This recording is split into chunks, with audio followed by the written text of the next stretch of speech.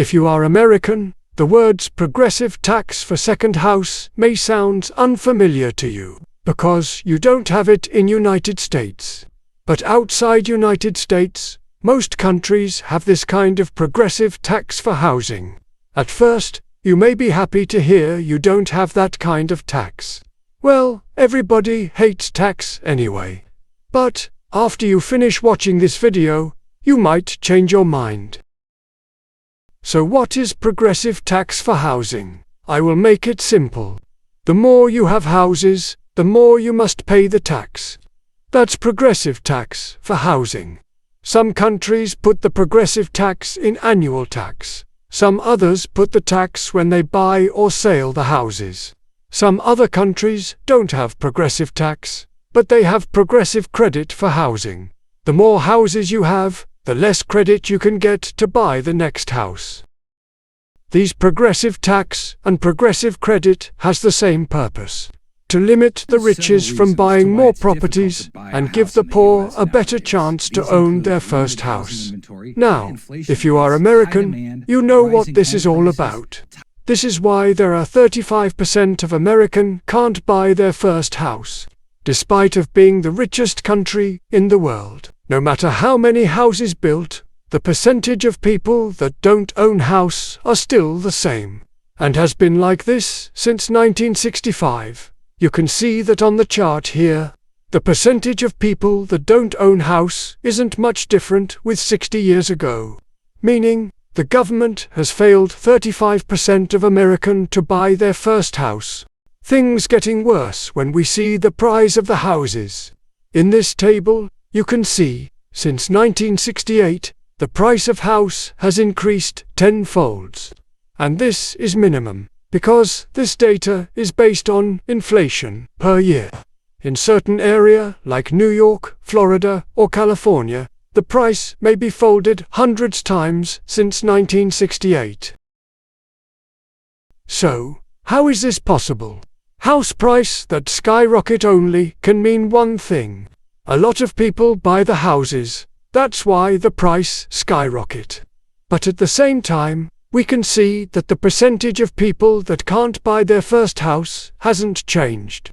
After look at this list, you will understand. This is the top 40 corporates that own the most houses in United States. This list is far from all. This is only top 40 corporates. Below this list, there are about thousands corporates and people that own more than 100 houses. They rent out their houses and then buy a new house with the money. No matter how many houses the developers build, they are always ready to buy. And, as if it wasn't bad enough, a lot of this multiple houses owner aren't American. Look at this bar chart. The numbers here are the numbers of single houses that owned by foreigner. It is not uncommon for American to see that their landlord is a foreigner. You may be asking, why do the foreigners buy houses in United States instead of buying houses in their own country? Because the price of rent house in United States is one of the highest in the world. It is very profitable for investors to buy houses in United States and then rent them to American. If they have 5 houses with full tenants, they can retire rich. Farmlands has the same fate with houses. The riches keep buying the farmlands. One of them is Bill Gates. Now Bill Gates has almost 250,000 acre farmland. For comparison, it is larger than the entire Singapore. But he is not the largest. He doesn't even make it to top 10. Look at the data. And same like houses, many of the farmland buyers aren't American. Although the percentage of foreign owner in farmland aren't as much as houses, they still hold a significant numbers. And without any change in the policy, this numbers will only growing up. While the riches earn money even in their sleep, the first house dreamers worked double job, only to find out that their hard-earned money are mostly spent to rent house that they could never own. This is a reality that 35% of Americans have to bear every day.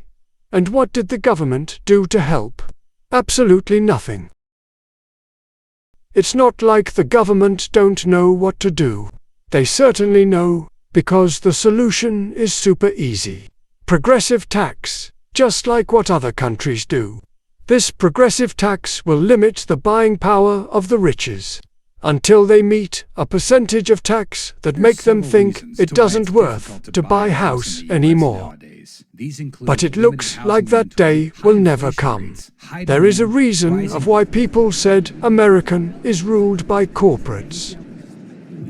Although the rules in United States restricted corporates to donate to candidate president during election, but it doesn't restrict corporates owner to donate. So, they can still donate under their personal name. I really don't see the difference here. Whoever get elected will have to listen to the corporates that donate them. If you are one of those people who earn by renting out your multiple houses, you may be hating me now. But if you are one of those 35%, share this video to your friends. More people should know that this evil system in United States is not common and shouldn't happen. Keep praying. I wish one day that the government will stand on your side. Goodbye and good luck.